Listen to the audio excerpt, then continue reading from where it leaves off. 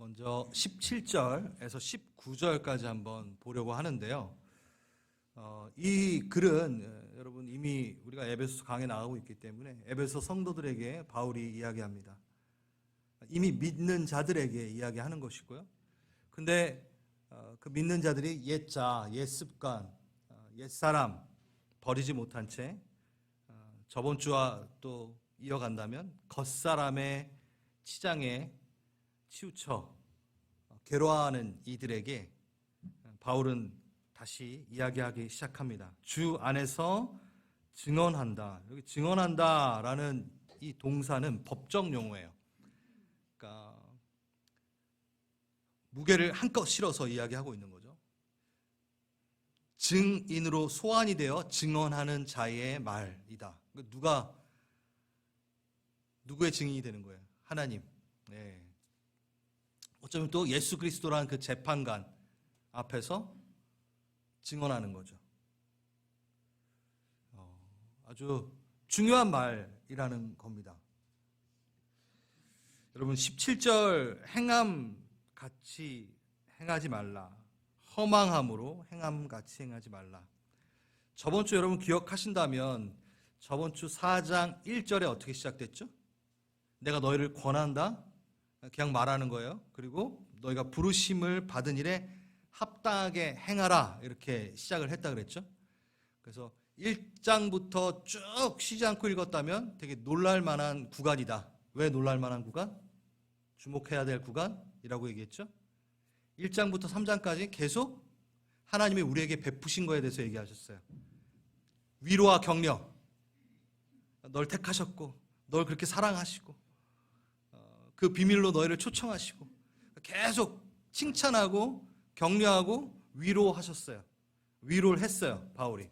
그리고 나서 이제 4장에 들어와서 이제서야 하나님이 너희에게 그렇게 반응하셨는데, 먼저 사랑하셨는데 너희도 이제 좀 반응해야 될 때가 되지 않았니? 라고 이제 얘기를 시작하고, 그 다음에 이제 17절에 또 우리가 맞이하게 됩니다. 여러분 들으실 준비 됐나요? 아멘, 아멘, 아멘. 예. 오늘 찬양이 위로와 격려가 돼서 너무 고마워요. 근데 이제 말씀은 이제 위로와 격려라기보다는 이제 좀 반응해 주겠니? 라고 이제 나오는 말씀입니다. 여러분 알은 껍질을 갖고 있잖아요. 그렇죠? 그 껍질은 그 생명이 자라나는데 보호가 되어줍니다. 보호가 되어줘요. 근데 그 시기, 보호가 되는 시기, 그러나 때가 되면은 그 알은 깨고 나와야 되는 거죠. 스스로 뚫고 나와야 되는 거죠. 그 껍질은요, 보호의 때가 있지만 그 껍질 안에 계속 머물게 되면 그 보호는 어떻게 되죠? 오히려 생명을 잃게 만드는 요소가 됩니다. 시기와 때에 따라서 우리는 자라나야 되고 성장을 해야 돼요. 여러분 그게 기독교입니다. 마냥 계속 위로와 격려에 머무를 수 없어요. 여러분 그 보호 안에 있을 때가 있어요. 그런데 거기에 머물다 보면요, 그게 나를 죽이는 때가 있어요. 이제 깨고 나오십시오. 이제 4장 왔습니다. 이제 깨고 나갑시다. 예. 도대체 무슨 글이 있길래 지금 목사님이 자꾸 이러고 왔나 그럴 수 있겠는데, 뭐 이미 읽으셨기 때문에 알겠지만 표를 제가 하나 준비했습니다. 표를 한번 보시면 에베소서 지금 4장 17절 19절 나오고 있죠. 근데 로마서 1장에 나와 있는 거랑 일맥상통합니다. 먼저 강팍함이 이루어지죠. 저희 마음이 굳어져요. 불의로 진리를 막는 사람들, 하나님 알 때 하나님을 영화롭게 하지 않고 저희 마음에 하나님을 두기 싫어하며, 그러니까 에베소서는 되게 간단하게 얘기했는데 로마서에서는 좀 자세하게 얘기한 거다라고 생각하시면 돼요. 강팍함이 이루어지고 그 다음에 어둠, 그 마음이 허망해지고 총명이 어두워져요. 그 다음 죽음, 심판, 하나님의 생명에서 떠나게 돼요. 그리고 나서 방탕이 일어납니다. 지금 우리가 읽었던 그 순서가 바로 이 순서로 돼 있어요. 로마서의 순서랑 동일하게. 어떻게 되나요? 방탕, 감각 없는 자가 되고 방탕에 방임하게 되고 모든 더러움의 욕심으로 행하게 됩니다. 여러분 그 단체 카톡에다 여러분 이게 보내드렸어요. 4단계 한번 볼게요. 방탕. 그리고 앞에 3단계. 이게 순서가 좀 있는 것 같죠? 죽음 심판. 여러분, 지금 심판이 이루어짐의 순서가 잘 보시면 우린 보통 이게 아주 중요한 교훈을 얻을 수 있는 구간인데 우리가 헷갈리는 부분이 있어요. 우리가 방탕하게 됨으로 심판을 받는다라고 생각을 하잖아요. 그렇죠? 근데 로마서와 지금 말하는 에베소서는 그렇게 얘기하고 있지 않습니다. 방탕은 형벌입니다. 형벌 자체, 그 모습 자체가 이미 심판을 받은 자의 모습이 바로 방탕이라는 모습이죠. 뭘 얘기하냐면 하나님은 우리가 방탕하기 때문에 버리지 않아요. 우리가 죄인 되었을 때 우리를 살리신 분이잖아요. 이게 성경적인 관점이고 성경적인 순서입니다. 하나님은 우리를 방탕하기 때문에 버리시지 않아요. 하나님은 우리를 버리시지 않아요. 우리가 하나님을 떠나기 때문에 방탕함에 머무는 겁니다. 다시 하나님은 우리가 연약하고 넘어지고 찢어지고 하나님을 떠나고 그 이후에 일어난 방탕한 그 모습들, 허망한 그 모습들 때문에 하나님이 떠나는 게 아니라 우리가 하나님을 떠났기 때문에 그 결과로 방탕한 모습을 갖게 되는 겁니다. 제가 계속 강조하고 있는데 형벌 자체라는 거예요. 방탕한 그 모습 자체가. 보통 우리는 유혹을 즐기고 방탕이라고 얘기했지만 다시 구절로 돌아오시겠어요? 방탕이라고 얘기했지만 그걸 정욕대로 사는 게 방탕이잖아요. 여러분 어떠요? 정욕대로 사는 거 어떠세요? 술에 거하게 취하며. 왜 이렇게 웃으세요 갑자기? 모든 유혹을 즐기며 성적 유혹에 포르노에 죄송합니다. 뽀가 이상하네요. 뽀뽀뽀도 아니고 이 자체를 즐기는 것을 우리는 유희라고 얘기하죠. 이거를 즐깁니다. 근데 이게 어떠한 결과라고요? 내가 하나님을 떠났기 때문에 나오는 결과. 그러니까 죽음의 결과예요. 근데 우리는 그거가 나를 만족시킨다 얘기하고 있죠. 어두운 곳, 하나님의 낯을 피해 머무는 그곳이 바로 형벌 자체라는 거예요. 그거는 즐거운 게 아닙니다. 죽는 겁니다. 죽어가고 있는 거고. 내가 그것에 관심을 갖는 순간 나는 지금 형벌을 받고 있구나. 그건 즐거운 게 아닙니다. 난 지금 형벌 가운데 있구나. 완전히 좀 전환하셨으면 좋겠어요. 허망한 삶이라는 거죠. 여기에 보면은 허망한 것으로 행함. 이 허망이라는 단어가요, 마타이 오테스라는 단어인데 목적 없음, 덧없음, 무가치함을 의미합니다. 그리고 총명이 어두워지고, 그러니까 총명이 어두워지고는 눈 가리개를 하는 상태를 말해요. 그러니까 세상의 환상에 빠져서 눈 가리개를 한 상태, 무지가 찾아오고 감각 없는 자 되고 마음에 눈이 먼 상태. 그러니까 마음이 허망해진다라는 것은 하나님의 생명에서 떠난 것이다라고 이제 얘기하고 있죠. 자, 이제 제가 좀 하고 싶은 얘기를 하겠습니다. 이방인들이 험한 것을 따라 행한다라고 할 때 우리가 믿지 않는 자들, 비기독교인들은 다 비도덕적이고 향락적이고 절제가 없고 문별하고 방탕하고 저질스러운 삶을 사는 이들이라라고 말하는 건 아닙니다. 무슨 얘기냐? 그때나 지금이나 믿지 않는 자들 중에도, 그러니까 신자들보다 훨씬 더 양심적이고 인격이 좋고 바르고 성실한 사람들 많습니다. 자, 이방인들이 험한 것을 따라 행한다라고 했을 때 이방인, 주님을 믿지 않는 애들은 다 절제가 없고 무분별하고 방탕하고 막 저질스러운 삶을 사라고 말하는 게 아니라는 거예요. 다시, 왜? 신자들보다 더 정결하게, 예, 착하게, 그 성경에서 말하는 정결 말고요, 깨끗하게 사는 사람들 많아요. 바르게 사는 사람들 많아요. 오히려 믿는 자들 중에 아닌 사람들 많죠. 자, 이 얘기는 뭐냐면요, 전형적인 그리스도의 생활이 있듯 정형적인 이방인의 생활이 있다라는 대조를 말하는 거지. 그러니까 각각 자기의 가치관대로 살 때, 그 가치관의 원리에 따라 삶이 충만해질 때 근본적으로 극명하게 달라지고 나뉘고 구분된다라는 걸 얘기하는 거예요. 서로 상충된다라는 걸 얘기하는 겁니다. 그래서 저는 여기서 말하는 허망한 것으로 행함을 좀 더 잘 이해하려면 본질적인 가치의 대조, 영원성에 대해서 얘기하고 있다라고 저는 생각합니다. 좀 다 말이 어렵죠. 예, 이제 금방 끝납니다. 말이 어려운 것들은. 예.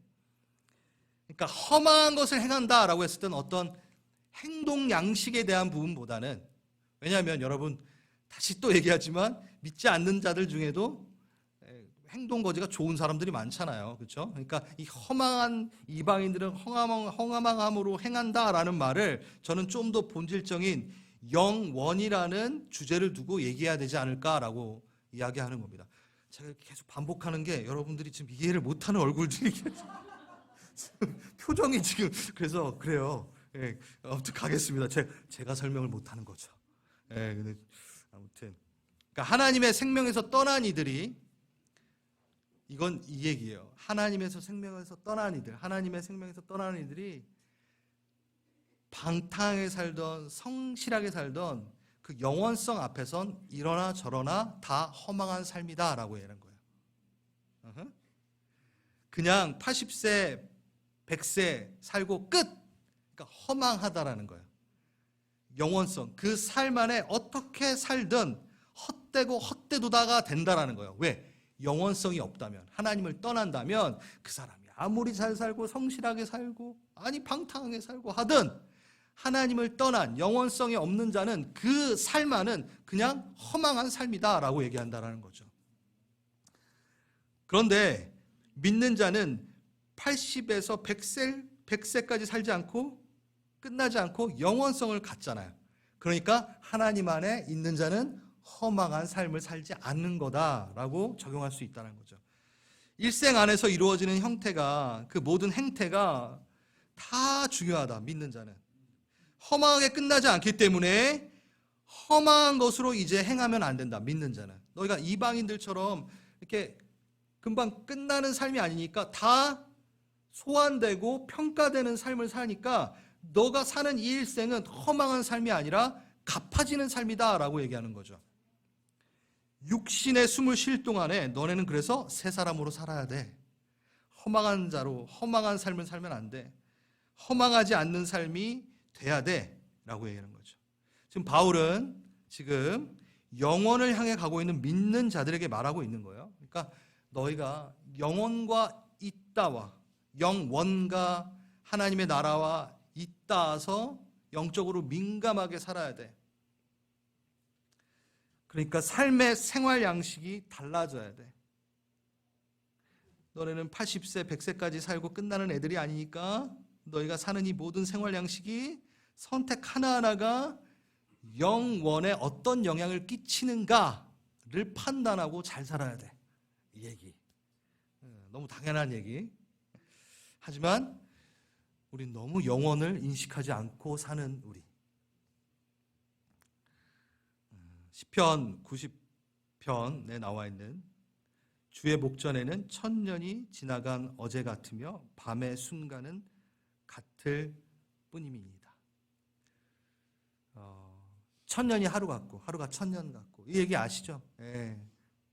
그거예요. 하나님의 영혼에 그 영원이라는 것에 비추어 볼 때 우리의 천년은 하나님의 하루에 불과하다라고 얘기하는 거예요. 이건 뭘 얘기하냐? 뜨십시오. 눈 뜨십시오. 시공간 안에, 3천 안에 사는 우리. 근데 하나님은 우리를 시공간 밖에서 우리를 창조하셨어요. 시간 밖에서, 공간 밖에서. 갑자기 과학 시간 되는데, 물건이 생기면 공간이 생기는 거고, 공간이 생기면 시간이 시작됩니다. 그래요? 이게 3차원이에요. 근데 우리 하나님은 그 밖에서 우리를 창조하셨어요. 그게 영원이라는 공간이라는 겁니다. 영원이라는 영역이라는 것이고, 거기에서 창조를 하신 거예요, 우리를. 그러니까 다시 우리를 그곳으로 데려오실 분이라는 거죠. 우리는 1000년을 산 것 같지만 그분에게는 하루처럼 보이는, 그러니까 그만큼 영원이라는 것이 엄청난 속성을 갖고 있고, 그 영원이라는 게 엄청 아름답고 우리가 곧 누려야 되고 그걸 바라보고 가야 된다는 거죠. 세상이 시작된 지 이제 6000년이라는 시간이 지났습니다. 여러분, 그러면 주님께는 그게 얼마인가요? 예? 며칠이에요? 6일이. 왜 이렇게 여러분 계산이 안 돼? 자, 1000년이 하루 같으신 분이니까, 자, 이게 문자 그대로만 본다면 이게 상징적으로도 얘기할 수 있지만 6000년이면 며칠 지난 거예요, 주님한테, 하나님한테? 6일 지난 거예요. 예. 자, 주님이 6일 창조하시고 7일 날 뭐 하셨죠? 안식하셨어요.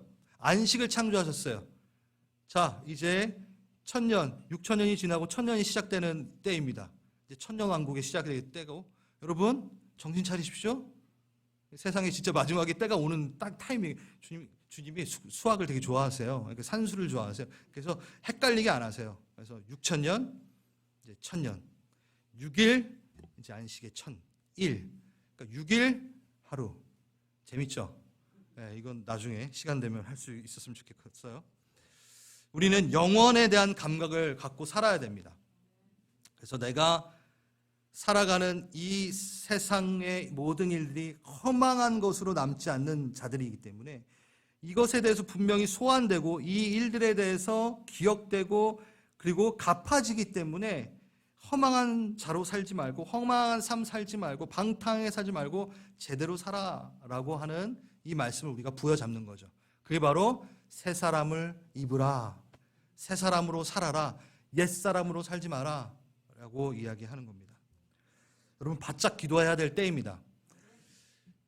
사랑하는 우리 성도님들, 우리 그 금요일날 임직자 기도회 때 우리가 기도하면서 어떠한 이야기를 나눴냐면, 우리가 질병 가운데 계신 우리 성도님들 육을 위해서 정말 기도해야 되지만 진짜 이때에는 그 속사람을 위해 기도할 때인 것 같다. 영원이라는 곳이 있지 않냐. 근데 지금 이 시기가 우리의 구원을 점검해야 될 때인 것 같다. 그러면서 제가 기도 제목을 냈는데, 가족 구원을 위해서 지금 힘써야 되지 않을까라는 생각이 많이 듭니다. 제가 어떤 중과를 다 누는 건 아닌데, 여러분 해외 선교 우리 계속해야죠. 우리 교회 계속합니다. 근데 정신 차리고 여러분에게 맡겨진 사람 우선 좀 잘 챙겨보세요. 그러니까 이미 좀 근거리에 둔 사람들을 놓치지 마시라는 겁니다. 안타깝잖아요, 여러분. 지금 정말 여러분 진짜 진짜 기도해야 돼요. 기도할 때입니다. 여러분 가족 구성원 한 명 한 명 놓치지 말고 기도하고 주님 곁에 함께 만나야 돼요. 전 진짜 소망합니다. 저희 교회 우리 성도라고 나오신 이 모든 분들이, 그리고 이 분들과 같이 한 침대를 쓰시는 분들이, 한 가정 안에 있는 분들이 그 영원한 나라 가운데 같이 보고 싶은 마음이 간절해요. 정말 그거 신경 써야 될 때입니다. 바짝 깨어 기도할 때니라.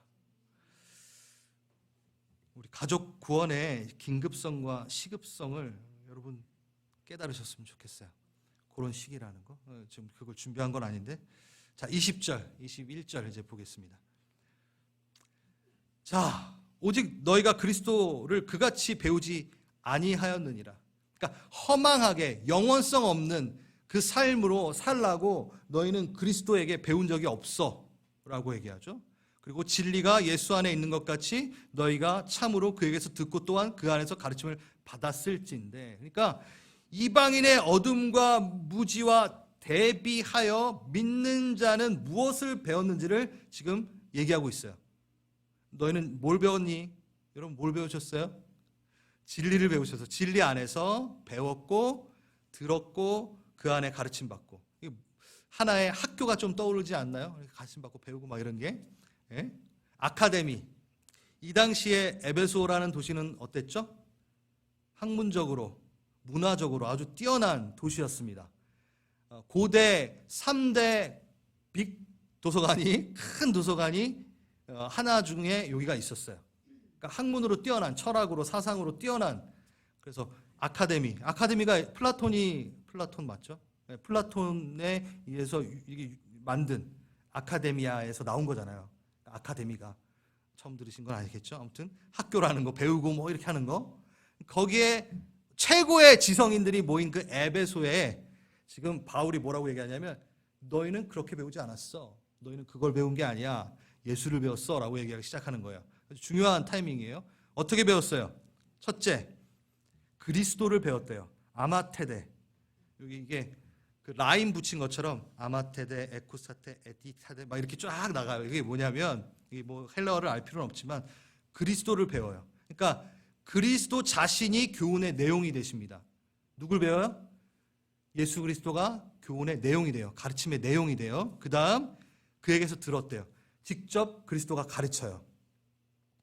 그리스도가 그리스도를 가르치고 그리스도에 대해서 들어요. 근데 about 힘이 아니라 대해서 들은 게 아니라 그리스도를 들어요. 그리고 그 안에서 가르침을 받아요.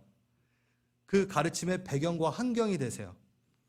뭐 이건 뭔 얘기 아니냐면 다시 말해서 예수 그리스도는 가르침의 내용이시면서 가르치는 자이시면서 가르침의 배경이 되세요. 그러니까 다 예수예요. 그 얘기하는 거예요. 이 독특한 표현은 분명한 의도가 있습니다. 그냥 지식 쌓고 활용하는 학문이 아니라 예수가 예수를 말하고 예수가 내 안에 가르쳐 주시고 그 가르쳐 주는 환경이 다 예수고 학교가 예수고 막 다 예수라는 거예요. 이게 뭐냐? 그리스도 자체를 듣고 받아들이고 바로 인격적인 관계를 강조하고 싶어서 말한 거예요. 그냥 아카데믹하게 배우는 게 아니다. 그런 학문이 아니다. 예수 그리스도는 학문이 아니야. 관계야 라는 걸 얘기하는 거야. 관계야. 그걸 강조하고 싶은 동행이야. 너희는 허망하게 배우지 않았어. 그렇게 살라고 배우지 않았어. 예수를 가르침을 받았는데 예수와 동행하는 것을 여러분들은 배웠어. 라고 얘기하는 거죠. 도덕적인 교훈을 넘어선 거야. 그 자체가 되어 그대로 예수를 느끼고 생각하고 행동하는 거. 예수가 하는 행동, 예수가 하는 생각, 모든 거가 예수가 되어야 돼. 이 얘기를 하는 거죠. 영원한 하나님 나라에 잇대어 삶 자체가 그 하늘나라를 사는 하나님의 하늘의 그 축제를 누리는 그 삶 자체, 예수와 동행하는 삶, 이 얘기를 하는 거죠. 자, 제가 충격적인 얘기를 할게요. 기독교는 믿음의 종교일까요? 충격적이라고 얘기했으니까 여러분 대답을 안 하시려고 할 것 같은데. 기독교는 믿음의 종교일까요? 믿음의 종교? 믿는 종교 정말 많습니다. 믿는 종교가 많다고요. 뭘 얘기해요? 알라를 믿죠? 그렇죠? 부처도 믿죠? 시바신도 믿죠? 미신도 다 믿어요. 그러니까 믿는 종교는 많아요. 맞아요? 기독교는 믿음의 종교라고 얘기하면 아주 설명이 부족합니다.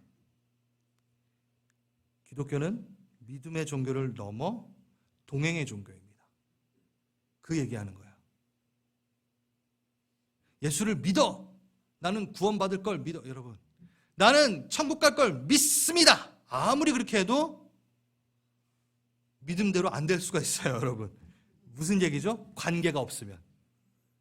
그러니까 공식에 의해 이루어지는 종교가 아니라는 거예요. 마태복음 7장, 그날에 많은 이들이 나더러 주여 주여 주의 이름으로 선지자 사역을 했고 귀신을 쫓고 많은 권능을 행했다 막 얘기를 해요. 근데 예수님이 그 사람에게 그에게 뭐라고 얘기하죠? 여러분 너무 잘 아시죠? 난 널 도무지 알지 못하노니 불법을 행한 자들아 내게서 떠나가라. 예수님 위에 귀신 내쫓고 선지자도 사역했대요. 여러분 이게 다 그럼 교육자는 조심해야 돼요. 이 얘기가 아니잖아요. 이렇게 열심히 해도 뭐야? 나 너 모른다라고 하신다라는 얘기인 거잖아요. 깨십시오, 여러분. 네. 깨어 있어야 됩니다. 기독교 신앙은 인격의 근거를 둔다라는 얘기예요. 너 나 알아? 나 너 알아? 이 관계에 대한 거라는 거예요. 사역의 종교도 아니고 내가 구원을 받을 걸 믿습니다. 혼자 그렇게 해도 나 너 몰라라고 하실 수 있는 부분이 있다라는 거예요. 인격의 종교입니다. 인격과 인격의 만남입니다. 그래서 예배는 예수랑 대화 나누고 예수라는 그 인격을 만나는 행위입니다. 너희는 그렇게 배우지 않았다라는 건 뭐냐면 그냥 믿습니다가 아니라 그냥 그 도덕적 교훈을 말하는 게 아니라 여러분 도덕적 교훈을 배우려면 그냥 동화책 읽어도 다 나오잖아요. 그거 아니라 너 나랑 지금 살고 있니? 여러분 지금 주님이랑 사신 지 몇 년 되셨어요? 혹시? 지금 잠깐 별거 중이신 분 계신가요? 한때 사셨던 분도 계시나요 혹시? 내가 한때 젊었을 때는 말이야 이렇게 하시면서 내가 하나님과 살았지 이러시면 안 돼요. 매일 동행하며 사는 겁니다. 그렇지 않으면 죽은 믿음인 거죠. 다시 기독교는 믿음의 종교? 아니요, 동행의 종교라는 것. 그렇다면 동행의 신앙은 어떤 모습일까? 나오는 게 22절에서 24절입니다. 너희는 유혹의 욕심을 따라 썩어져가는 구습을 따르는 옛사람을 벗어버리고 오직 심령이 새롭게 되어 하나님을 따라 의와 진리의 거룩함으로 지으실 받은 새 사람을 입으라. 이게 동행하는 신앙의 모습인 거죠. 예, 이것도 이제 대조를 이룹니다. 옛사람과 새 사람을 대조하고 있어요. 그러니까 예수님을 만나기 전의 상태와 하나님의 형상으로 재창조된 거듭난 존재에 대해서 얘기합니다. 뭘 따라? 옛사람은 유혹의 욕심 따라. 근데 재창조된 새 사람은 누구 따라? 하나님을 따라. 이게 딱 나눠져 있잖아요. 그렇죠? 22절부터 얘기한다면. 근데 저는 주목하고 싶은 게 이겁니다. 옷을 벗고 입고 이 표현. 예. 왜 이런 은유적인 표현을 썼을까요? 먼저 옷은 그 사람의 정체성, 신분을 표현하는 매개체로 사용이 되죠. 그렇죠? 군인, 경찰, 제복을 입으면 저 사람은 저거구나. 저 직업이 저거고 정체성이 저거구나. 법관의 옷이 있고 죄수의 옷이 있고 다 그 옷은 정체성을 표현하는 매개체로 쓰입니다. 신분이 변하면 의복도 변하게 된다라는 거죠. 신분이 변하면 의복도 변하게 되는 거예요. 정체성이 변하면 의복도 변하게 된다. 그 얘기를 하는 거잖아요. 그렇죠? 그리고 또 그에 따라 새롭게 그 바뀐 옷을 입으면 그 생활 양식으로 바뀐다. 새로운 생활 양식으로 바뀐다. 법관 옷을 입으면 법관답게 사는 거고 당연히 그 정체성이니까 죄수의 옷을 입으면 죄인이니까 죄인답게 사는 거고 그 옷을 입으면 생활 양식도 당연히 따라가게 돼 있다라고 얘기합니다. 그러면서 오늘 읽지 않았지만 25절에서 32절은 새 사람으로서의 새로운 생활 양식을 구체적으로 보여주는 게 나옵니다. 6가지 예를 통해서. 이건 다음 주에 하게 될 거예요. 자, 한 번 더 들어가서 전 묵상을 하게 되는데 이 묵상이 되더라고요. 맞습니다. 옷은 나를 나타내기는 합니다. 그런데 옷 자체가 저는 아닙니다. 다시 제가 이 옷을 벗으면 이 옷을 그대로 그냥 놔두면 이게 이 옷이 추승호인가요? 그렇진 않잖아요. 나는 저잖아요. 여기 알몸이 있잖아요. 알몸이 저한테 있잖아요. 그렇죠? 옷을 벗으면 그 옷이 저는 아니잖아요. 옷은요 정체성을 표현은 하나 사람 자체는 절대 아닙니다. 전 그 묵상이 되더라고요. 그러니까 여러분 옛사람을 어떻게 하라고요? 벗으십시오. 입지 마세요. 간단하다라는 겁니다. 여러분 선택할 수 있어요. 옷이 마음에 안 들면 벗으면 되잖아요. 옷이 더러워졌으면 벗으면 되잖아요. 꼭 그 옷이 나인 거냥 착각하지 말라라는 거예요. 옛사람이 영원한 나는 아니다. 선포하십시오. 옛사람 그거 나 아니야. 여러분, 신앙의 길을 걷다가 보면 어느 날 문득 나를 그 말씀의 거울에 딱 비춰볼 때 옛사람의 옷을, 그 누더기를, 더러운 누더기를 입고 있을 때가 있어요. 그때 나를 발견할 때가 있어요. 그때 여러분 뭘 결정하시면 돼요? 이 옷은 내가 아니야, 내 전부가 아니잖아 하고 벗으세요. 빨리 벗으세요. 절망하지도 말고, 절망에 넘어져 계속 옷 입고 이러지 마시고 빨리 벗으시면 돼요. 이 걱정, 이 고민 되게 많이 하시는 분은 저는 봐요. 제가 주님한테 지금 잘못하고 있는 것 같아요. 지금 잘못하고 있는 것 같아요. 잘못하고 있으면 빨리 나오면 되는데 잘못하고 있는 것 같아요 하고 계속 머물러 있어요. 답답해 죽겠어요. 제가 영적으로 갈급함이 계속 있고 주님과 친하지 않은 것 같아요. 빨리 친해지세요. 그러니까 하면 되는데 안 하고 있는 그거. 그러니까 빨리 벗으세요.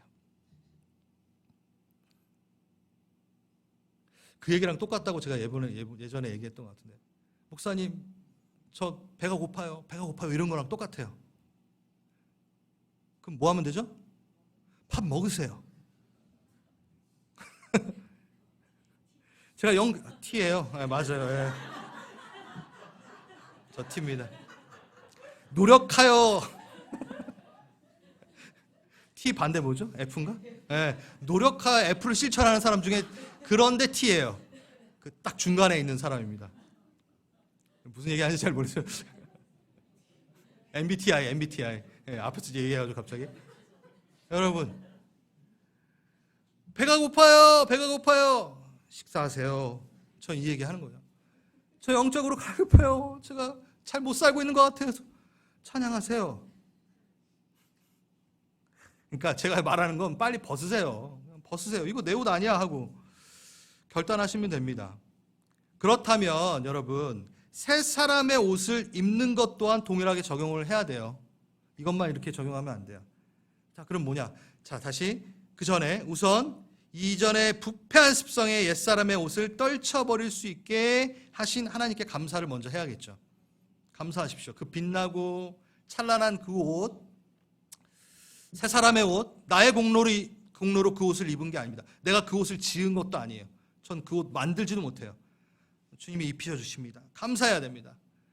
그리고 감사에 보답하는 것은 그 옷을 누리는 거예요.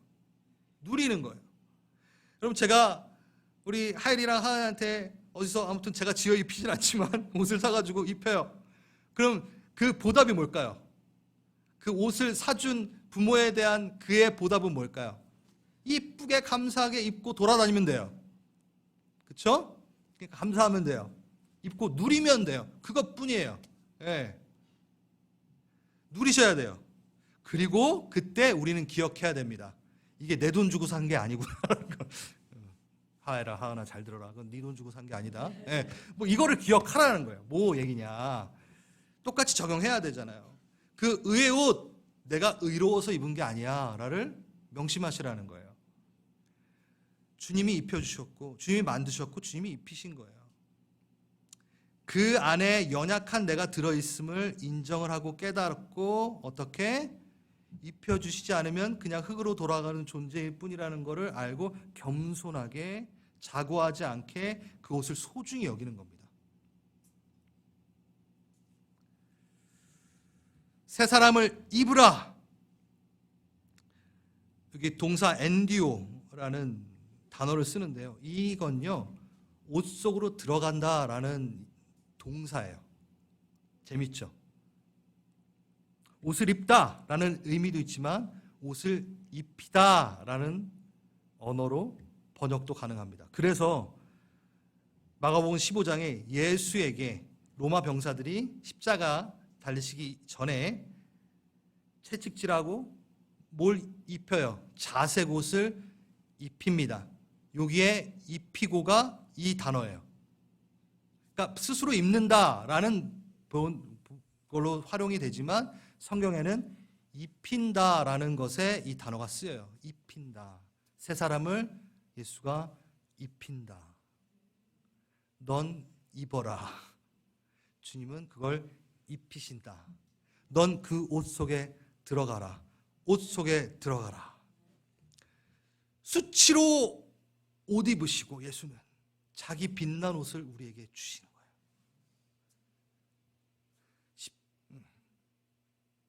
십자가 달리시기 전 그 자색 옷을 받으세요. 수치의 옷이에요. 놀리는 옷이에요. 너가 왕이야? 그 자색 옷을 입히시고 자기는 그 수치 받으시고 나에게 빛난 옷 입히시기 위해 그 옷 입으시잖아요. 그럼 그 빛난 옷 내가 받았으면 소중히 여기고 입어야죠. 영광의 옷 입어야죠. 여러분, 죄와 오물로 부패돼 버린 옷 입고 싶으세요? 불편하잖아요. 찝찝하잖아요. 여러분, 어디 더러운 옷 다시 걸쳐 입지 마시고 벗은 옷 그냥 버리시고 새 옷 입으십시오. 반응하십시오. 놓치지 마십시오. 새 사람의 옷, 정결함을 누린 새 사람의 옷, 그 옷 누려본 사람은 옛 사람의 옷 구역질 나서 다시 못 입잖아요.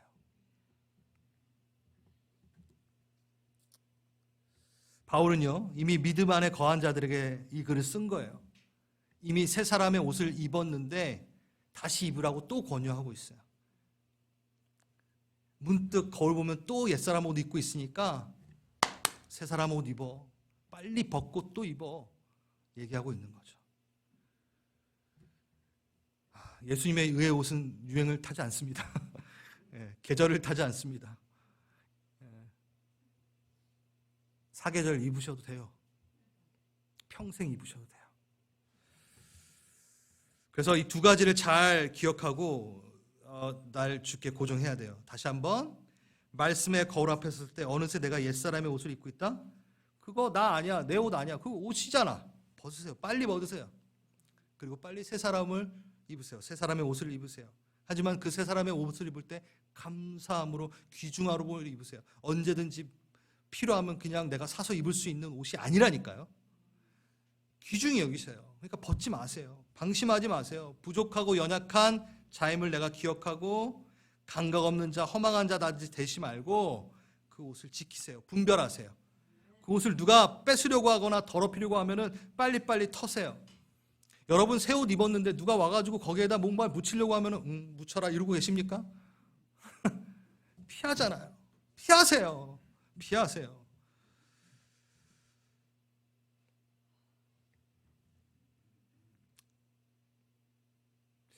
전 이걸 묵상하면서 우리 하엘이랑 하은이에게 새 옷을 입힐 때, 그리고 또 제가 사주는 건 아니지만 아무튼 우리 와이프가 새 옷을 입을 때, 우리 여성분들 항상 이렇게 장롱을 여시면 다 하시는 말이 있다면서요. 입을 옷이 없어. 입을 옷이 없어.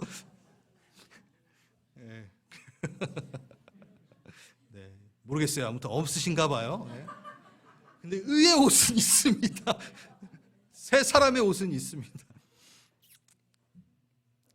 하나님이 얼마나 기분이 좋으실까요? 그렇지 않나요?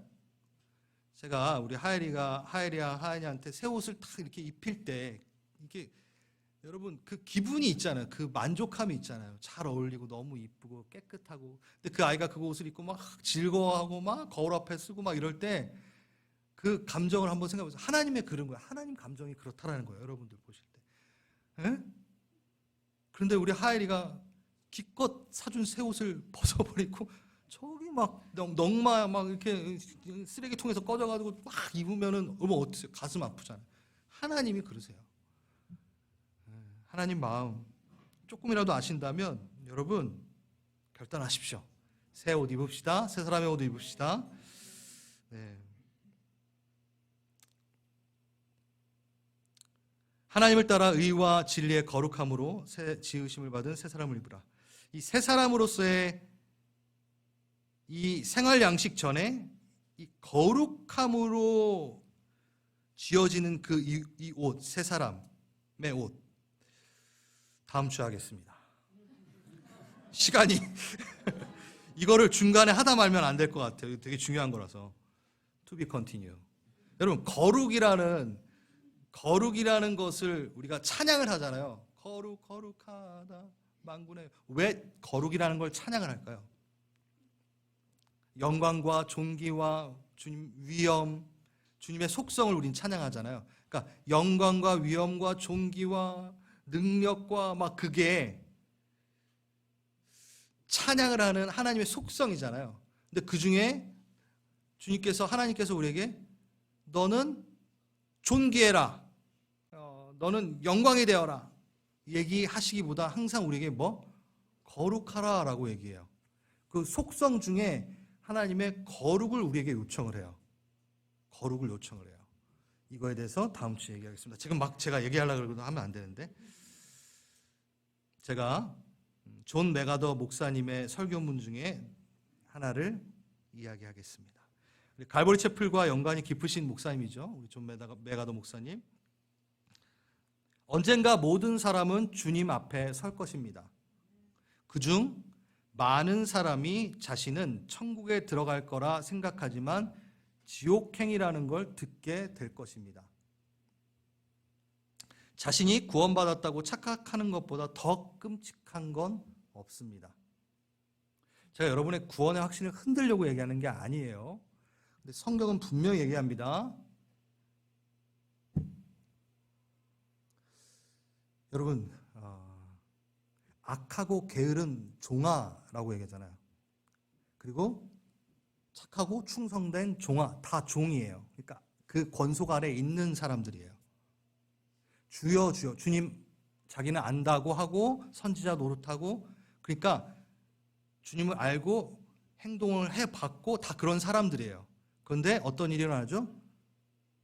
네, 게으르고 악한 종아라고 이렇게 나누시잖아요. 그러니까 여러분, 구원의 확신에 대해서 막 두려워 떨라는 얘기는 아닌데 긴장하시라는 거예요. 성경이에요. 저는 사탕 발림 하고 싶진 않아요. 믿습니다 하면 다 갑니다 라고 얘기하고 싶지 않아요. 믿음의 종교가 아니에요. 예수님이 여러분을 아셔야 돼요. 그리고 여러분은 예수님을 알아야 돼요. 관계가 있어야 돼요. 관계의 종교예요. 그래서 얘기를 하시는 거예요. 메가더 목사님도. 자신이 구원받았다고 착각하는 것보다 더 끔찍한 건 없습니다. 기회가 없으니까, 그 딱 주님 앞에 섰을 때. 그런 사람들이 제게 질문을 합니다. 로마 카톨릭 신자들은 크리스찬입니까? 이런 질문 많이 하잖아요. 카톨릭은 전 그 질문에 오히려 되묻습니다. 개신교인이면 무조건 크리스찬입니까? 칼빈주의자면, 자유의주론자면 무조건 크리스찬입니까? 질문 하나 더 하겠습니다. 그거 무엇보다 중요한 질문입니다. 당신은 크리스찬이십니까? 저도 질문 하나 하겠습니다. 갈보리 채플 네트워크에 계시면 당신은 크리스찬입니까? 그러니까 어느 것도 우리를 보장해 주지 않아요. 장로교인이라고 크리스찬입니까?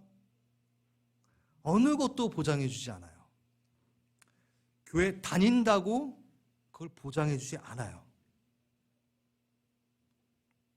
신앙생활을 할 때 찾아오는 두 가지의 위험이 있다는데요. 그 설교문에서는 이 얘기합니다. 내가 변화가 필요하다는 것을 스스로 인식을 못하는 상황이 정말 위험한 상황. 내가 변화가 필요할 때 내 스스로 언제든지 변화가 가능하다고 착각하는 신앙. 둘 중에 하나 갖고 계시진 않지요? 내일 변하면 되겠지. 내일 새 사람 입으면 되겠지. 여러분, 그거 내일 되고 내일 모레 되고 감각을 잃어버리고 허망한 자 되어버리는 건 순식간입니다. 새 사람을 입읍시다. 이제 우리가 반응할 때입니다. 좀 눈을 감으시고 기도해 볼까요?